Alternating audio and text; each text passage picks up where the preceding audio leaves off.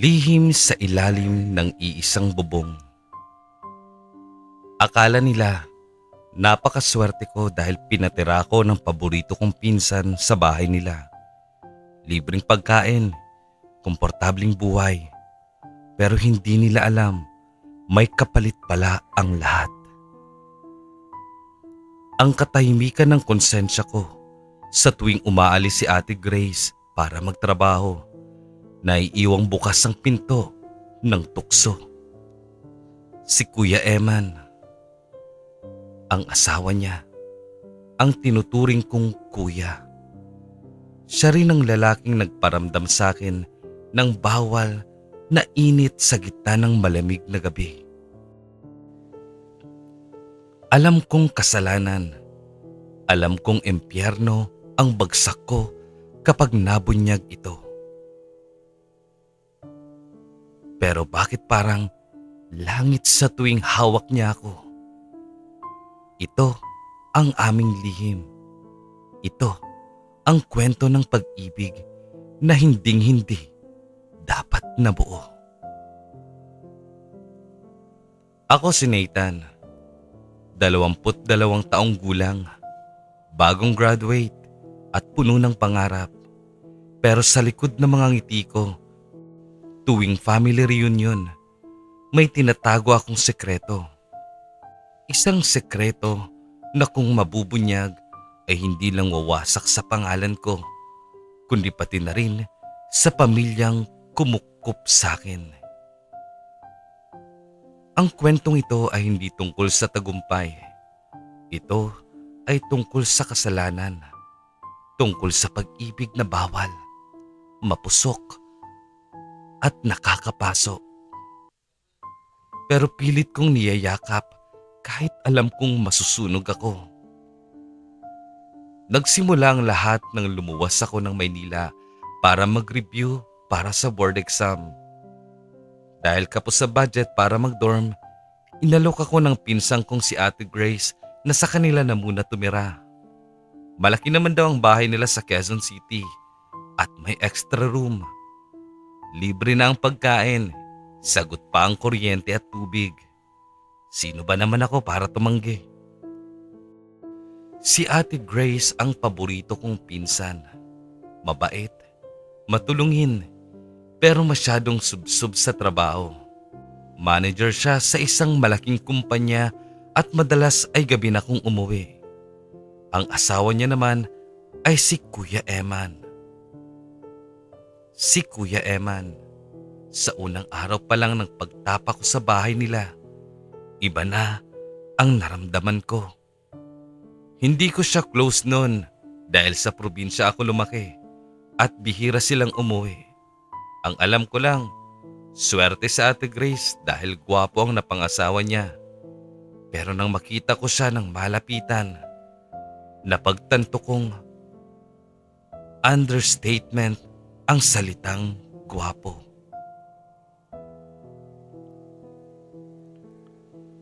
Nasa early 30s na si Kuya Eman. Pero batak na batak pa rin ang katawan. Moreno, matangos ang ilong, at may mga matang kapag tumitig ay parang tumatagos sa kaluluwa. Siya ang sumalubong sa akin sa gate noon. Nakasuot lang siya ng sando at shorts habang nagdidilig ng halaman. Basa ng pawis ang dibdib niya at kumikinang ito sa ilalim ng sikat ng araw. Nathan, ikaw na ba yan? Bati niya, sabay ngiti. Yung ngiting nagpalambot agad sa tuhod ko. Opo, Kuya Eman, sagot ko. Pilit itinatago ang pagkautal. Kinuha niya ang mga bagahe ko. Sa bawat pagdikit ng balat namin, parang may kuryenteng gumagapang sa sistema ko. Alam kong mali. Asawa siya ng pinsan ko. Kuya ang tawag ko sa kanya. Pero tao lang ako at lalaki rin ang hanap ng puso ko. Sa unang mga buwan, naging maayos ang lahat. Routine na ang buhay. Gigising ako ng maaga para mag-aral. Papasok si Ate Grace at maiiwan kami ni Kuya Eman sa bahay dahil work from home ang setup niya bilang isang architect. Doon ko siya mas nakilala. Hindi lang pala siya gwapo. Sobrang sipag niya sa bahay. Siya ang nagluluto, siya ang naglilinis, siya ang nag-aasikaso ng lahat. Samantalang si Ate Grace, pag-uwi, pagod, madalas mainit pa ang ulo. Eman, bakit hindi pa planchado yung uniform ko para bukas? Sigaw ni Ate Grace isang gabi. Nasa kwarto ako nun, pero rinig na rinig ko ang boses niya. Sorry Han, tinapos ko pa kasi yung blueprint para sa client. Mahinang sagot ni Kuya Eman. Puro ka sorry. Pagod ako Eman. Sana naman kahit sa bahay, bawasan mo yung stress ko. Tahimik lang si Kuya Eman. Nakikita ko sa mga mata niya ang pagod, hindi pisikal, kundi emosyonal. Nasasaktan ako para sa kanya. Gusto ko siyang ipagtanggol, pero wala akong karapatan. Isang Biyernes ng gabi, umulan ng malakas. Nag-text si Ate Grace na hindi siya makakauwi dahil may emergency meeting at baka abutin siya ng umaga o sa hotel na lang matulog malapit sa office. Kaming dalawa lang ni Kuya Eman ang naiwan sa bahay. Nagluto siya ng sinigang na baboy. Ang bango ng niluto niya, pero mas nangingibabaw ang lungkot sa buong dining area. Kain na Nathan, aya niya. Pero siya mismo hindi ginagalaw ang pagkain. Kuya, okay ka lang ba? Lakas loob kong tanong. Tumingin siya sa akin. Mapungay ang mga mata niya. Ngumiti siya ng pilit. Oo naman, sanay na ako kay Grace. Busy lang talaga siya. Tumayo siya at kumuha ng beer sa ref. Gusto mo? Alok niya. Kahit may pasok ako kinabukasan sa review center, tumango ako. Pakiramdam ko, kailangan niya ng karamay. Lumipat kami sa sala. Nakabukas ang TV pero walang nanunood. Ang ingay lang ng ulan at ang paglagok namin ng beer ang naririnig. Sa pangatlong bote, nagsimula na siyang maglabas ng sama ng loob.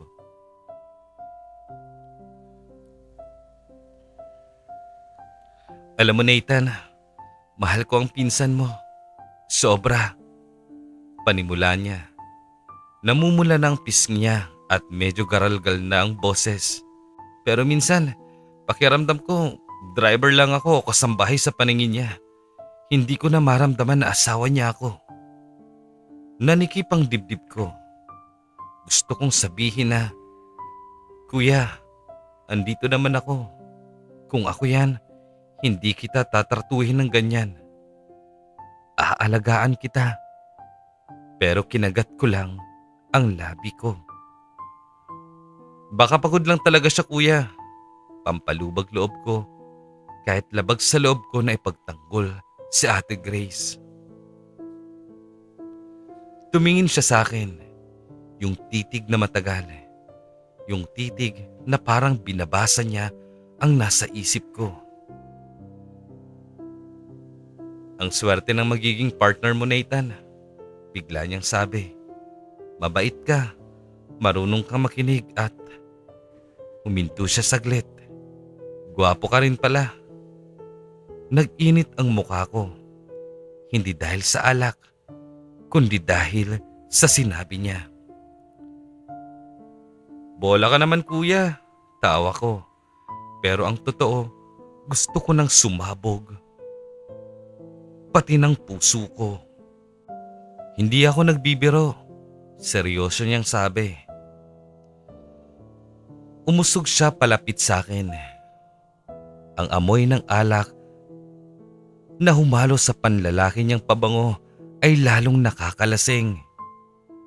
Kung naging binata lang siguro ako ulit. Hindi niya tinapos ang sasabihin niya. Bigla na lang naghari ang katahimikan.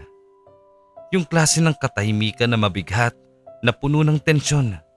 Rinig ko ang tibok ng puso ko. Dagdag, dagdag. Nasa dulo kami ng sofa.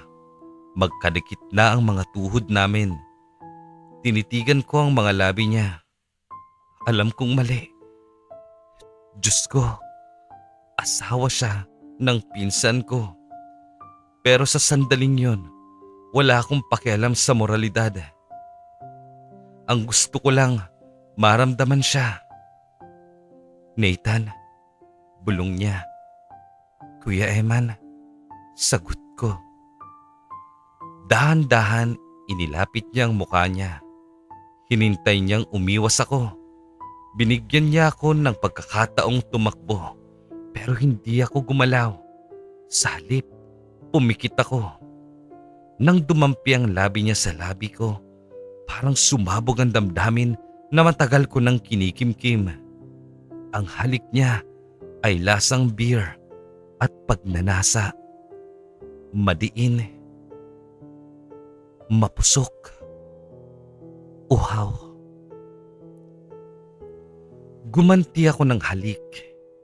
Ibinuhos ko lahat ng paghanga at awa na nararamdaman ko para sa kanya. Naramdaman ko ang kamay niya sa bato ko. Hinihila. Palapit na parang takot siyang mawala ako.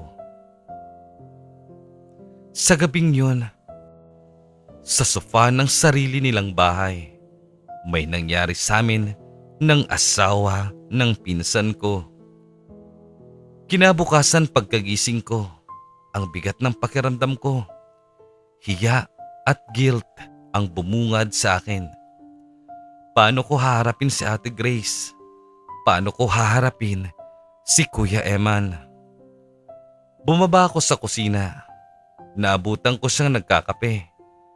Nakatalikod siya. Gusto kong bumalik sa kwarto pero lumingon siya. Good morning, bati niya. Walang bahid ng pagsisisi sa muka. Sa halip, may kakaibang kinang sa mga mata niya na nun ko lang nakita. Kuya, yung kagabi? Lumapit siya sa akin at hinawakan ang kamay ko. Ang init ng palad niya. Huwag nating pag-usapan kung ayaw mo, sabi niya ng mahina. Pero hindi ako nagsisisi, Nathan. Sa tagal ng panahon, kagabi lang ulit ako nakaramdam ng pagpapahalaga. Doon ko napagtanto na hindi lang ito one night stand. Nahuhulog na rin siya. At ako, hulog na hulog na. Mula noon, nagbago ang dinamika sa bahay. Sa harap ni Ate Grace, kami ay magbayaw na nagtutulungan sa gawaing bahay. Pero sa mga nakaw na sandali, kapag naliligo si ate, kapag tulog na siya o kapag umaalis siya, kami ni Kuya Eman ay nagiging isa. Naging mapangahas kami. Minsan, habang nanonood ng TV si Ate Grace, dun sa sala, nasa kusina kami ni Kuya Eman. Kunwari ay naguhugas ng pinggan, pero ang totoo, yakap niya ako mula sa likod. Hinahag ka ng leeg ko habang pinipigilan kong gumawa ng ingay. Minsan kapag nagpapatid si Ate Grace sa trabaho at ako ang kasama sa kotse, pasimpleng hahawakan ni Kuya Eman ang hita ko habang nagmamaneho siya. Magkatinginan kami sa rearview mirror at alam namin ang ibig sabihin nun. Masaya, nakakaadik, pero nakakatakot. Isang gabi umuwi si Ate Grace na umiiyak. Natanggal daw siya sa trabaho dahil sa retrenchment. Iyak siya ng iyak kay Kuya Eman. Niyakap siya ng asawa niya. Nakatayo ako sa may pinto ng kwarto ko. Pinapanood silang mag-asawa. Nakita ko kung paano hagurin ni Kuya Emman ang likod ni Ate Grace. Nakita ko ang pag-aalala sa mukha niya. Doon ako tinamaan ng realidad. Kahit paano ang mangyari, sila ang mag-asawa. Sila ang may sumpaan sa harap ng Diyos. Ako yung sabit. Ako yung linta na sumisipsip sa atensyon na dapat ay para sa asawa niya. Nasaktan ako. Sobra. Nagseselos ako sa sarili kong pinsan.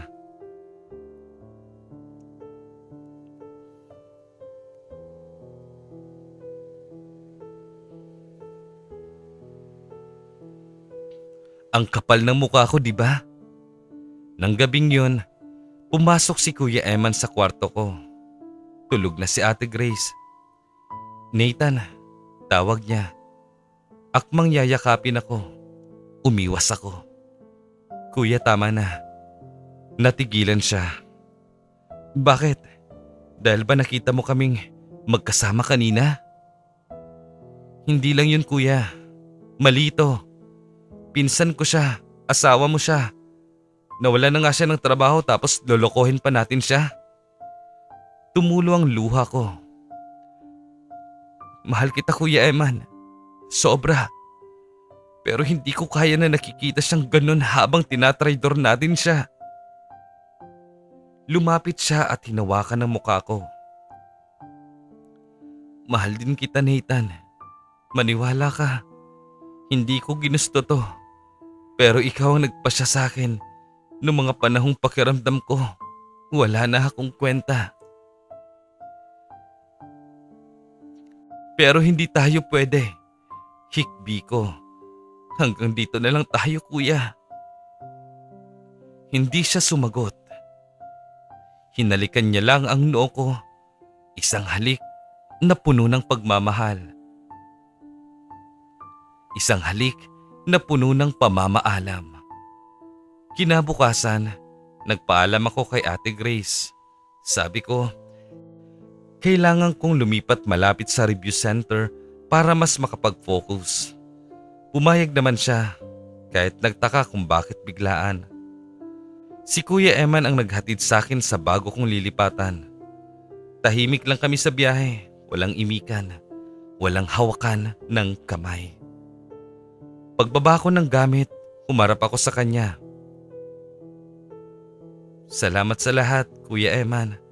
Sabi ko, napilit nang umingiti. Tinitigan niya ako ng matagal. Yung tatak ng titig niya na hinding-hindi ko makakalimutan. Mag-ingat ka, Nathan. Galingan mo sa board exam. Proud ako sa'yo.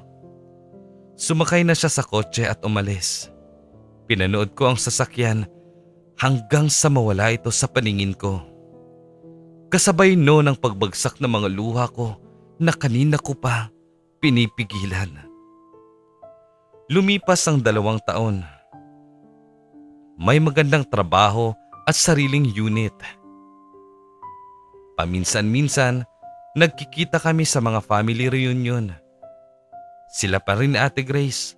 Mukhang masaya na sila ulit. Nagkaanak na sila. Isang batang lalaki. Tuwing makikita ko si Kuya Eman, ngumingiti siya sa akin. Yung ngiting pamilyar. Yung ngiting may halong sikreto.